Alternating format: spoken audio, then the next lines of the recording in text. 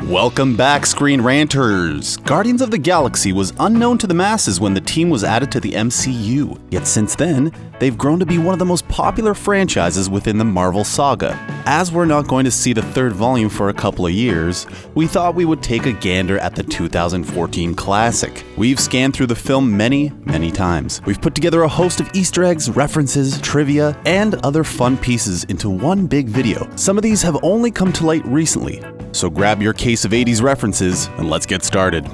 Number 1. As Quill arrives to find the mysterious orb, he uses a device that shows what the planet used to look like via holographic images. As he walks through the setting, many holographic people wander on by. We then see a young girl playing with a dog. Well, that dog is a celebrity. His name is Wesley Von Spears. Sorry, he's Dr. Wesley Von Spears. Guardians was his third acting project, so he was a bit of a veteran in the industry at this point. He was the actual dog of director James Gunn. Wesley was a rescue dog. He was found wandering the streets of California, eventually enjoying the Hollywood life with Gunn for the rest of his days. Number 2. Beta Ray Bill is in the MCU. Nope, not talking about Thor Ragnarök, different film. Not that one either, that's not actually Bill. Even though there are similarities. We're actually talking about the opening credits scene. As Quill dances and sings, we get a glimpse of a skeleton. The skull resembles that of a horse. Well, Bill is a carbonite. Their heads have a striking similarity to Earth horses. While the scene doesn't reference the future Thor, the fact that they show his species leads us to think that Bill is out there, waiting to take control of Stormbreaker and make it look more like his comic version. Fingers crossed we see the fan favorite soon. Number 3. As the epic opens, we see the demise of Quill's mother. The actor that plays Meredith also takes up the role for Volume 2. Well, the actor is Britain's Laura Haddock. She made her name in 2011's The In-Betweeners movie. However, Guardians wasn't Haddock's MCU debut. She actually played another role 3 years prior, in Captain America: The First Avenger. During the scene when Steve Rogers was having his soul crushed from being a marketing tool, he bumps into a blonde autograph hunter. She smiles and says hi whilst Captain America is speechless. So is Meredith a Time Lord? Does she possess cosmic abilities like her baby daddy Ego? Let us know in the comments. Number 4. While it's easy to think that the barren planet Quill arrives on to grab the orb is nothing special, it turns out it is. Firstly, the name of the planet is Morag.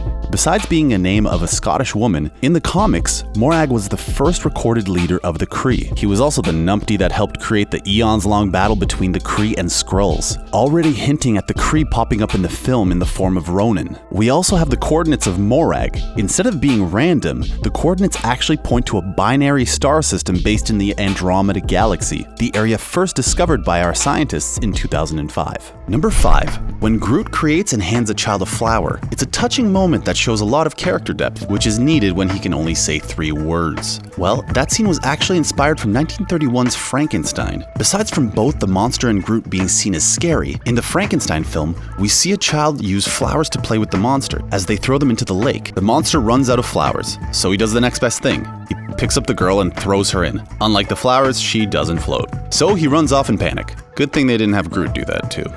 Number 6. Rocket has an obsession when it comes to prosthetics. Maybe it stems from all the science experiments that were conducted to create him. Wow, that got dark. Back to fun. So, at one point, Rabbit says his plan requires the cybernetic eye of one of the Ravagers. Well, that random Ravager is Tyler Bates. He's a film composer, not an actor. In fact, this is his only acting credit to date. He actually did the music for the first and second Guardian films. He's also worked on John Wick, Watchmen, Deadpool 2, and 300 to name a few. He also worked with James Gunn in the 2010 cult classic, Super. Shut up, crime. Number 7. As Quill is punting wildlife to Come and Get Your Love by Redbone, some animation fans may recognize this song from another show, Netflix's F is for Family. They use the same tune in their intro as Frank Murphy flies through his life. Since the show is set in the 70s and the song came out in 1973, it works well together. Well, there's an MCU connection here as well. Sam Rockwell does the voice for Vic. Rockwell stole the show as Justin Hammer in Iron Man 2. Was it on purpose? Or is it just a random coincidence that 2 programs that came out a little over a year of each other used the exact same song? Probably. Number 8. After being arrested by the Nova Corps, we get some background information on the Guardians' characters in the form of mugshots.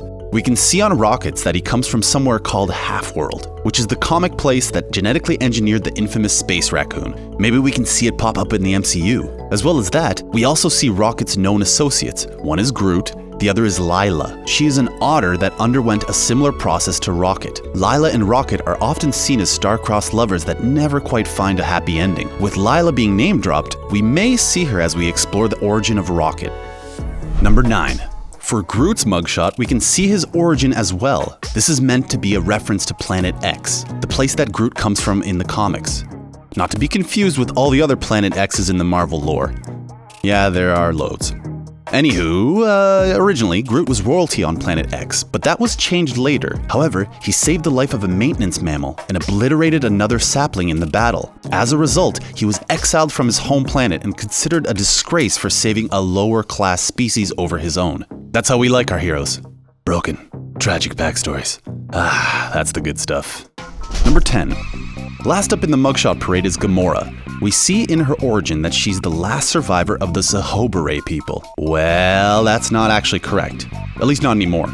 In Infinity War, Thanos discusses what he did to Gamora's home planet. After he destroys half the population, the species went on to thrive, as now there is no need to fight over the remaining resources. Of course, Thanos could be lying, but seems unlikely. James Gunn was even stated that he would like to change that detail in the future. That might mean he'll introduce all of the Zahobere people that are kicking about, or perhaps he'll destroy them so Gamora is the only survivor again.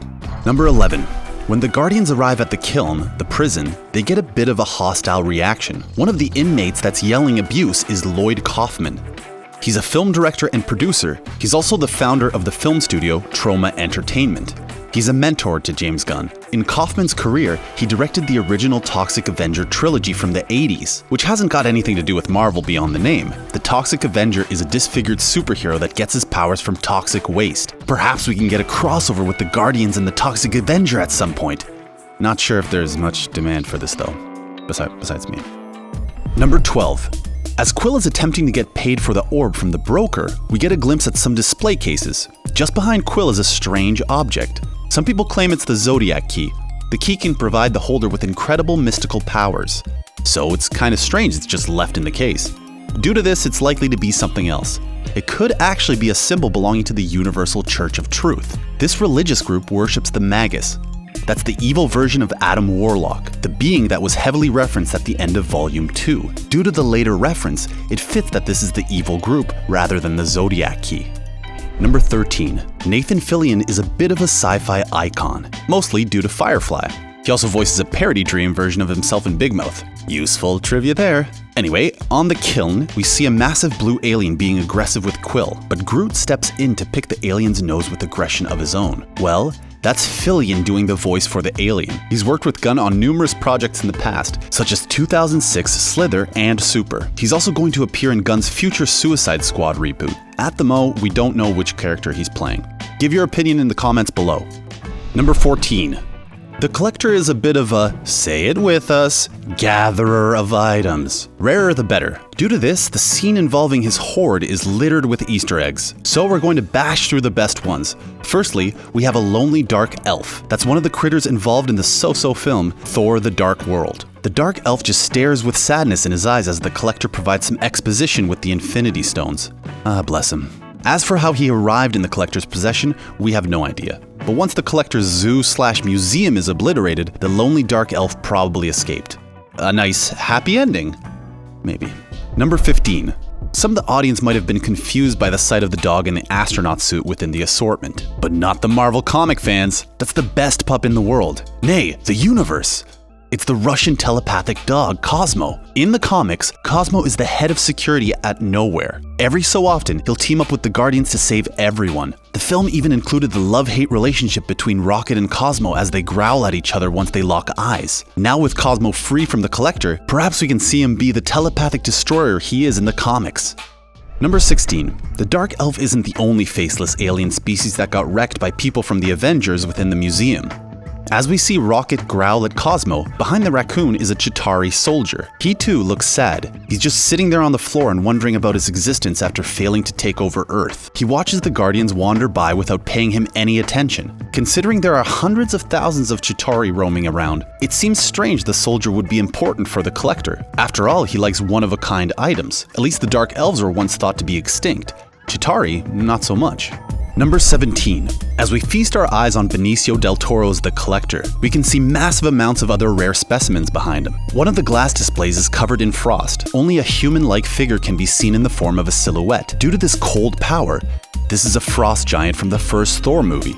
After the events of 2011's Thor, the frost giants were beaten and their leader, Laufey, was wrecked. The species was now broken. As a result, it would be far easier for the Collector to sweep in and pick off one frost giant for his display. With their rarity, it makes them a valuable addition. Number 18. Once again, as the Collector is shown for the first time, we see another special display in the background, Howard the Duck. Yep, the same character in the bad 1986 film. But he's in the MCU now, so perhaps he'll be better. Howard is just staring into the distance like the other exhibits so far. During the end credits, we see that Howard is now free. He mocks the Collector whilst loudly sipping a beverage. The voice is done by Seth Chris Griffin Green, who also does the vocal duties for the Duck in Volume 2 as Howard chats up a lady. He pops up again when he's holding a weapon in Endgame. Howard gets around. Number 19.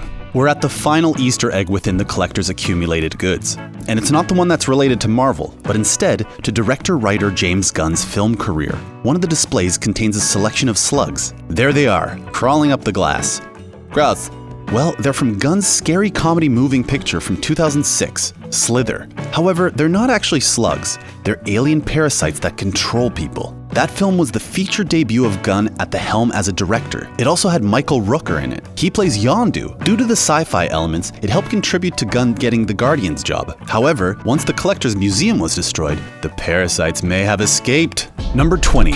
We have another performer that played a role in Slither, Rob Zombie. The musician has tried his hand at filmmaking a number of times, especially in the frightening film field. Alliteration, nailed it. Zombie even gets a role in Super. Well, keeping up with the Gunn connection, Zombie gets a cameo in Guardians. He plays the voice for the Ravager's computer navigator. He follows up with the sequel by doing the voice of Ravager we never see. It's not the first time Zombie has been in a Marvel product. He also voiced Kurt Connors, otherwise known as the Lizard, in 2003's short-lived Spider-Man TV show. We can probably expect Zombie's voice somewhere in Volume 3.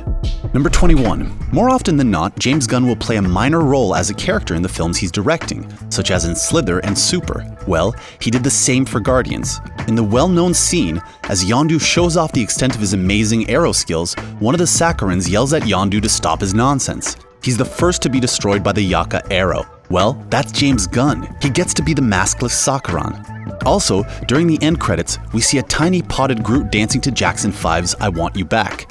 Well, the moves were inspired by Gunn's own shimmying. Number 22. Speaking of the Sacharins, there was a lot of hype when Guardians came out due to the alien species. While they look very similar to the Chitauri, they have a strong connection to a beloved comic story, Planet Hulk, the events of which happen on planet Sakaar. This inclusion of the species led many to believe we would get a Planet Hulk film, which we did, kind of.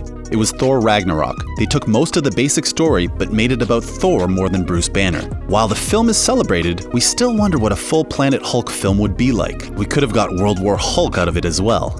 Number 23. If James Gunn is involved on a project, his brother, Sean Gunn, is likely to be involved too. For Guardians, Sean plays Kraglin Obfonteri, who in Volume 2 tries to take on the Yaka arrow in Yondu's passing. It doesn't work out, at least then. Sean follows this by being Kraglin in Avengers Endgame, but the other role he has is more unusual. Sean is the on-set stand-in for Rocket. Bradley Cooper only does the voice, so Sean will wear a green suit, then crawl around on the floor at the same height as Rocket. It makes it easier for the actors to have someone to bounce off of, but it also looks hilarious before the CGI. Number 24. After Quill barely escapes in his ship with the orb/power stone, a pink alien pops up. She looks rough after being thrown around during all the action. Apparently, Quill forgot she was there. Great, Quill. Well, the alien is called Berit. She's an actual character in the comics. Berit is from Krylor. There, she's a techno artist that likes to dabble in making films. She really loves to use humans in her productions. Sometimes she goes to extensive measures for her art. Berit tricked the Hulk that an invasion was happening, just to get him in her film. She later stayed in Hollywood to continue her career. Number 25. Finally, we finish off with the Marvel cameo king himself, Stan Lee. Altogether, he appeared in around 60 Marvel shows and films. Stan Lee is synonymous with Marvel, so much so that he's considered the godfather of the comic giant. Well, Guardians' first film has a cameo from Lee as well. Originally, he was going to be in the collector's display, but we got something different. As Rocket scans the planet of Xandar, he clocks an older man, Stan Lee, with a much younger woman. Rocket, via his narration, mocks Lee's age difference to the lady. If you look at the footage, the writing is in Skrull language. When deciphered, it says Excelsior, the phrase that Lee lived by. And that's a wrap. Which Guardian reference that you love did we miss out in the video? Mention in the comments below. If you enjoyed some Marvel Galactic trivia, please like, share, and subscribe. It really gives us a hand. Finally, thanks for watching. Bye-bye.